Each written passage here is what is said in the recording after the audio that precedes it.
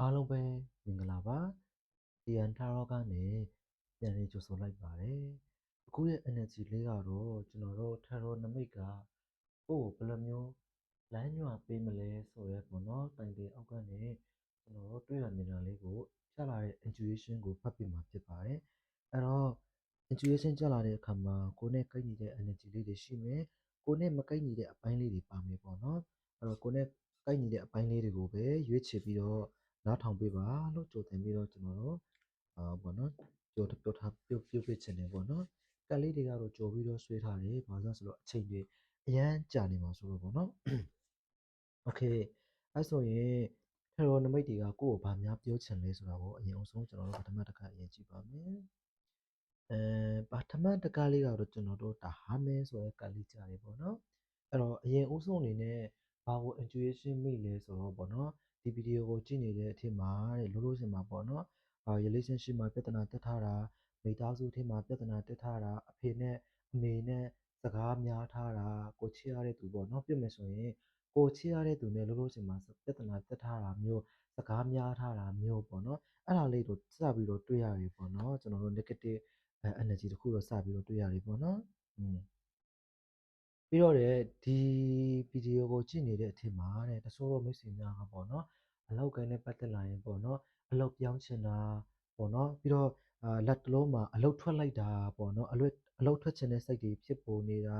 ာအလောက်အတစ်တစ်ခုကိုပြောင်းချင်တဲ့ energy တွေဖြစ်ပေါ်နေတာစိတ်ထဲမှာပေါ့နော်အဲ့ဒါလေးတွေတွေးနေတာမျိုးပေါ့နော်တချို့တော့ကြာရင်လေတဲ့ကိုယ်ပိုင်လုပ်ငန်းလေးလုပ်ချင်တာပေါ့နော်အကောင့်တွေဖို့ဖို့တဲ့စဉ်းစားနေတာပေါ့နော်ဘယ်လိုလုပ်ရင်ကောင်းမလဲဆိုတာလေးကိုထပ်ပြီးတော့တွေးရတယ်ပေါ့နော်ဒါပေမဲ့လေတဲ့ကိုကတွေးတာတွေးနေတာပေါ့နော်ဒီအလောက်ကလေးမထွက်ရေးဘူးနည်းနည်းလေးအကြောက်တရားတွေဖုံးနေတာဆုံးဖြတ်ချက်တွေမပြတ်သားတာထွက်ရင်ကောင်းမလားမထွက်ရင်ကောင်းမလားပေါ့နော်ပြီးတော့ရင်မဆိုင်ရေးသေးတာပေါ့နော်ကြုံလာမဲ့ပြဿနာလေးတွေကိုရင်မဆိုင်ရေးသေးဘူးဖြစ်နေတဲ့ဆိုတော့ energy လေးတွေးရတယ်ပြောမယ်ဆိုရင်လက်ရှိမှာဆုံးဖြတ်ချက်တွေကပုတ်ပြန်ပြတ်သားမရှိသေးဘူးပေါ့နော်ဆုံးဖြတ်ချက်တွေမပြတ်သေးဘူးပြတ်သားမရှိသေးဘူးဆိုတာကိုတွေးရတယ်ခင်ဗျာဒါဟာမဲဆိုတဲ့ကနှစ်ကကြလာတော့လေဒီအချိန်မှာပေါ့နော်ဆွမ်းနာကပြတဲ့လိုမျိုးပဲကိုယ့်ရဲ့ချစ်ရတဲ့သူကိုယ့်ရဲ့ချစ်သူကိုယ့်ရဲ့အကိုကိုယ့်ရဲ့အမကိုယ့်ရဲ့မိဖနဲ့ပေါ့နော်တိုက်ပြီးတော့မတက်တာမျိုးဒီရပိုင်းတွေတိမှာခဏစကားတွေများတာခဏပြဿနာတွေတက်တာအလုံးမှာဆိုရင်လေပေါ့နော်အဲ့လိုပြဿနာတွေတက်တာမျိုးပေါ့နော်တိုက်ပြီးအဆင်မပြေတာမျိုးဒါမျိုးလေးတွေတွေ့ရတယ်ပေါ့နော်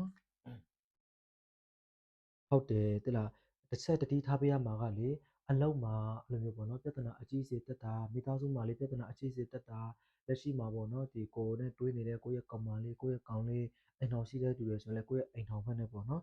်မထင်မှတ်ပင်တဲ့ပြဿနာကြီးမားတက်သွားတာမျိုးပေါ့နော်ပြမဆိုရင်ကွာမရည်ရည်ဘဲနဲ့ဖြစ်သွားတဲ့အရာလေးတွေပေါ့နော်ကိုကြိုတင်ပြီးတော့လည်းမသိထားဘူးဒီလိုမျိုးပြဿနာဖြစ်မယ်လေမသိဘူးဒါပေမဲ့မထင်မှတ်ပင်တဲ့ဖြစ်သွားတဲ့ပြဿနာလေးတွေကြောင့်ပေါ့နော်လက်ရှိမှာနည်းနည်းလေးစိတ်ညစ်နေရတယ်ဆိုတော့ energy လေးတစ်ခုတွေးရတယ်။ပြီးတော့လက်ရှိ energy ကပေါ့နော်။တယောက်တည်းနေချင်တဲ့စိတ်တွေအများများနေတာတယောက်တည်းပဲဖြတ်သန်းချင်တာတယောက်တည်းပဲသွားတာတယောက်တည်းပဲလှုပ်ရှားနေတာကိုလေတွေးနေရတယ်ပေါ့နော်။လူတွေအများကြီးနဲ့ဒီချိန်မှာပေါ့နော်လူတွေအများကြီးနဲ့တိုက်ပြီးနေချင်တဲ့ပုံစံမျိုးကိုလေမတွေ့ရဘူးပေါ့နော်။တယောက်တည်းပဲနေချင်တဲ့စိတ်ကိုတွေ့ရတယ်။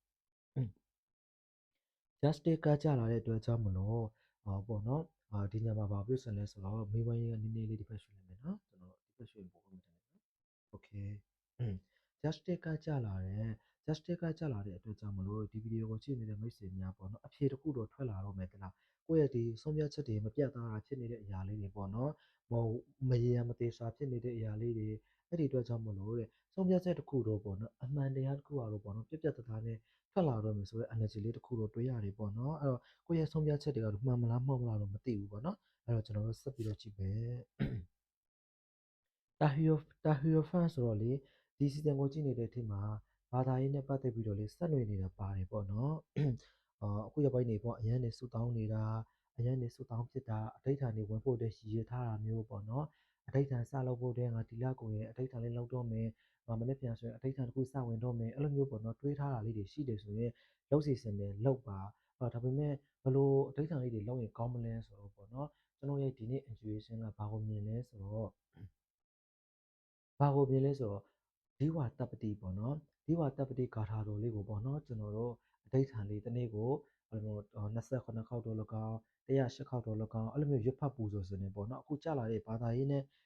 နဲ့ဆက်နွယ်ပြီးတော့ကကြလာတဲ့အတွက်ကြောင့်မလို့ပေါ့နော်ဒါလေးတစ်ခုတွေးမြင်မိတယ်အပြီးတော့ကိုကန်ညံ့နေတဲ့အခုရပိုင်းတွေမှာတိုက်ပြီးတော့အဆင်မပြေမှုတွေပေါ့နော်ပြဿနာလေးတွေကခဏခဏတလားမထင်မှတ်ဘဲနဲ့ပြဿနာတွေတက်တာအဆင်မပြေမှုတွေကပိုပြီးတော့များလာတယ်လို့ခံစားနေရတဲ့သူတွေရှိတယ်ဆိုရင်ကျွန်တော်တို့ပေါ့နော်အားတဲ့ရက်ကလေးတွေမှာဘုန်းကြီးကျောင်းကိုသွားပြီးတော့ဟိုလိုမျိုးပေါ့နော်ဘုန်းကြီးကျောင်းမှာဒီအိမ်သာလေးတွေသွားဆေးပေးတာဘုန်းကြီးကျောင်းမှာတန်ရှင်းတွေသွားလုပ်ပေးတာဘုန်းကြီးကျောင်းကိုပစ္စည်းတစ်ခုသွားလှူပေးတာမျိုးပေါ့နော်အဲ့ဒါလေးတွေလုပ်ပေးပါတဲ့အဲ့လိုမျိုးဆိုရင်ပေါ့နော်ကို့အတွက်ကိုလိုချင်တဲ့အဖြေလေးတစ်ခုကိုပေါ့နော်ကိုယ့်ရဲ့မသိစိတ်တွေကနေကို့အဖြေပေးလိမ့်မယ်တဲ့နော်ကိုယ်စိတ်ထဲမှာဒါလေးလုပ်ရင်ပိုကောင်းမလားဆိုတွေးလိုက်တယ်ကိုတွေးလာတဲ့အတွေးတွေကပေါ့နော်မှန်ကန်တဲ့အတွေးလေးတွေမှန်ကန်တဲ့အဖြေလေးတွေထွက်လာလိမ့်မယ်ဆိုတော့တွေးရတယ်ပေါ့နော်နောက်ထပ်နှစ်ကတောင်ကြံသေးတယ်ခင်ဗျာอืม Elephant ရဲ့ The Devil ဆိုတဲ့ကားလေးပါကြာလာတယ် The Devil ကအရာဆိုရင်တော့တဲ့ဒီဗီဒီယိုကိုကြည့်နေတဲ့မိတ်ဆွေများကပေါ့နော်လက်ရှိနေရာကနေရုံထွက်ချင်နေတာပေါ့နော်ရုံထွက်ချင်တဲ့စိတ်တွေအများများနေတာဖက်ပေါက်ရှာနေတာပေါ့နော်အလုံးမှာဆိုရင်လေအလုံးမှာတိုက်ပြီးတော့အစင်မပြေဘူးလက်စာမကောင်းတာကိုကအလုံးပေါ့နော်နှစ်ရှည်တစ်နှစ်နှစ်နှစ်သုံးနှစ်ဘလောက်ပဲအကြာကြီးလုံနေဒါပေမဲ့လေကိုလက်စာမတိုးပေးတာမျိုးရာထုမတိုးပေးတာမျိုးပေါ့နော်အဲ့လိုမျိုးလေးတွေဖြစ်နေတာမျိုးအလုံးမှာပြဿနာတွေဒီရက်ပိုင်းတွေမှာဆက်တိုက်ပြဿနာတက်တာအစင်မပြေမှုတွေများနေတာအတိုက်အခိုက်တွေများနေတာအလုံးမှာလောက်ဖို့ကံမိတ်တွေနဲ့တိုက်ပြီးတော့အစင်ပြေတာမျိုးပေါ့နော်အဲ့ဒါလေးတွေတွေးရတယ်အဲ့ဒီအတွက်ကြောင့်မလို့အလောက်ကန်နဲ့ပတ်သက်လာရင်လေလက်ရှိအလောက်ကနေရုံထွက်ဖို့အတွက်တအားစူးစမ်းနေတဲ့ energy လေးတွေတွေးရတယ်အလောက်အသစ်တွေစောက်ချင်တာအလောက်အသစ်တွေပြောင်းချင်တာဒါပေမဲ့ကိုယ့်ရဲ့အခြေအနေတစ်ခုကတဲ့အလောက်အသစ်ပြောင်းဖို့အတွက်လေးပေါ့နော်ကို့မှာလုံလောက်ပေါ့နော်အဆင်ပြေနေတဲ့ငွေအမောက်တစ်ခုမရှိဘူးဆိုတာလေးတွေးရတယ်ဒါပေမဲ့လေတဲ့မပူနဲ့တဲ့နော်ဒီမှာ justice ကကြားတယ်ပြီးတော့ tahir fan ကကြားတယ်ပြီးတော့ AOF ဖန်တီးခဲ့ပေါ့နော် AOF ဖန်တီးခဲ့ရဆိုရင်တော့လေကို့မှာပိတ်နေတဲ့ပေါ့နော်ဒီဆုံးဖြတ်ချက်ဆွမ်းနာပြလို့မျိုးပေါ့နော်ဆုံးဖြတ်ချက်တွေမပြတ်သားတဲ့အရာလေးတွေကတဲ့မထင်မှတ်ဘဲနဲ့ပေါ့နော်အကူအညီတစ်ခုရတာဆုံးဖြတ်ချက်ပေါ့နော် intuition တစ်ခုတိတိကျကျ intuition တစ်ခုရပြီးတော့ပေါ့နော်တကားတွေပွင့်လာမျိုးငွေကြေးပိုင်းဆိုင်ရာမှာဆိုရင်လေတဲ့အဲ့လိုငွေကန်တွေပွင့်လာတာငွေဓာတ်တွေပွင့်လာတာမျိုးပေါ့နော်တွေးရတယ်ပေါ့နော်ဒီမှာ AOF ဖန်တီးခဲ့မှာမထင်မှတ်ဘဲနဲ့ရလာတာငွေကြေးပိုင်းဆိုင်ရာမှာဆိုလေငွေကြေးပိုင်းဆိုင်ရာမှာဆိုလည်းအခက်အခဲဖြစ်နေတာမျိုးပေါ့နော်အဲ့ဒါလေးအခက်အခဲဖြစ်နေတဲ့အရာလေးကအဆင်ပြေမယ်ဆိုတာလေးပါထပ်တွေ့ရတယ်အလောက်ကန်နဲ့ပတ်သက်ပြီးတော့လေအခွင့်အရေးတွေပိုလာတာအခွင့်အလမ်းလေးတွေပိုလာတာကိုဖြစ်ချင်တဲ့အတိုင်းကိုကြီးမားထားတဲ့အတိုင်းတွေဖြစ်လာတာမျိုးပေါ့နော်အဲ့ဒါလေးတွေတွေ့ရတယ်ခင်ဗျာအဲ့တော့ကျွန်တော်တို့အလုပ်အသစ်ပြောင်းမယ်ဆိုရင်ကောပေါ့နော်ကိုယ့်အတွက်အဆင်ပြေနိုင်မှာဒီကနမိတ်အရာဆိုရင်တော့အလုပ်အသစ်ပြောင်းမယ်ဆိုတော့အဆင်ပြေနေပြီပေါ့နော်ဒါပေမဲ့ကျွန်တော်တို့ချက်ချင်းကြီးတော့အလုပ်မထွက်နဲ့ပေါ့နော်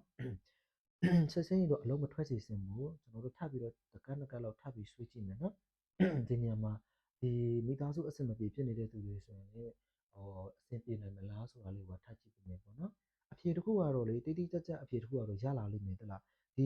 AR လေးလောက်လိုက်နီးစပ်ရပူးကြီးဆောင်ကိုတွားပြီးတော့ရေတက်ပေးတာမျိုးတန်ရှင်းတွေတွားလောက်တာမျိုးကုတူပြုတ်လောက်တာမျိုးတခုခုတွားလူတာမျိုးလေးတွေပေါ့နော်အဲ့လားလေးတွေလုပ်ပေးပါနော်အဲ့တော့မိသားစုမှာအဆင်မပြေတာမိသားစုနဲ့ပြဿနာဖြစ်နေတာဒီအခက်အခဲကိုကြုံလာနိုင်မယ်ဆိုတော့ energy လေးတစ်ခုကိုလေတွေးရတယ်အဖြေကိုလေတိကျတဲ့မှန်ကန်တဲ့အဖြေတစ်ခုကိုလေကျွန်တော်တို့ပေါ့နော်ထွက်လာမယ်ဆိုတာကိုလေတွေးရတယ် okay ပြီးတော့ဒီရုံးထွက်ခြင်းတဲ့နေရာတစ်ခုပေါ့နော်အလုံးနဲ့ပတ်သက်ပြီးတော့လေဖြစ်ခြင်းလည်းဖြစ်မယ်relationship နဲ့ပတ်သက်ပြီးတော့လေဖြစ်ခြင်းလည်းဖြစ်မယ်ပေါ့နော်အဲ့ဒါလေးရုံးထွက်ဖို့လေစူးစမ်းနေတဲ့အရာကရုံးထွက်နိုင်မယ်လမ်းဆက်တွေပွင့်လာမယ်ပေါ့နော်အခွင့်အရေးတွေပွင့်လာမယ်ဆိုတာလေးကိုတော့တွေးရတယ်ပေါ့နော်ဒါပေမဲ့တေစာအောင်ထပ်ပြီးတော့ကြည့်မယ်အလုပ်အသစ်ပြောင်းနေဆိုရင်တော့အဆင်ပြေနိုင်မလားပေါ့နော်ကျွန်တော်တို့နော်အလုပ်တွေပြောင်းမယ်ဆိုရင်အဆင်ပြေမယ်အလုပ်တွေအများကြီးပေါ့နော်တခုတော့မဟုတ်ဘူးအလုပ်တွေအများကြီးပေါ်လာတာကျွန်တော်ပြောလေအခွင့်အရေးတွေပေါ်လာမယ်ဆိုတာပြောတယ်ဟောအခုဒီမှာဆိုရင်လေကို့မှာရွေးချယ်စရာလေးတွေပေါ့နော်အဲ့အထီးကနေကျွန်တော်တို့တေဆာလေးစဉ်းဆန်းစစ်ပြီးတော့ပေါ့နော်ကိုနဲ့ကိုက်ညီတဲ့အလုပ်ကိုတေဆာလေးကိုရွေးချယ်ဖို့တတ်ဖို့တော့လိုတယ်ဒီမှာကတော့ရွေးချယ်စရာလေးတွေကတော့အများကြီးတွေ့ရတယ်ပေါ့နော်အဲ့ဒီကနေကောင်းတဲ့အရာလေးတစ်ခုကိုတေချာရွေးချယ်ပြီးတော့သွားဖို့တော့လိုတယ်ပေါ့နော်โอเคမိသားစုအဆင်မပြေဖြစ်နေတာရောအဆင်ပြေပါမလားပေါ့နော်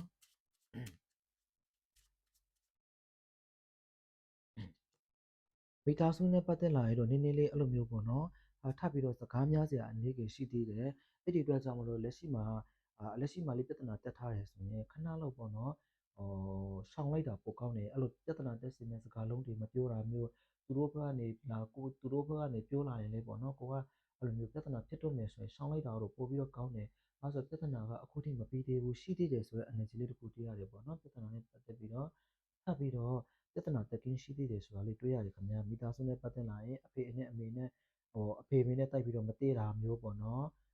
မိဖတွေဆိုရင်လေသားသမီးနဲ့တိုက်မတည့်တာသားသမီးကကိုယ့်စကားကိုတိုက်နားမထောင်တာအဲ့လိုမျိုးပေါ့နော်မိဖအနေနဲ့ပြောမယ်ဆိုရင်လေကိုယ့်ရဲ့သားသမီးတွေကကိုယ့်အပေါ်မှာကိုယ့်စကားကိုတိုက်နားမထောင်တာမျိုး against တွေလောက်တာမျိုးပေါ့နော်အဲ့ဒါလေးတွေတွေ့ရတယ်ပေါ့နော် against တွေလောက်တာမျိုးအဲ့ဒါလေးတွေတွေ့ရတယ်ခင်ဗျာနောက်ဆုံးတစ်ခါမှာပါပြောချင်လဲထပ်ကြည့်မယ်ပေါ့နော်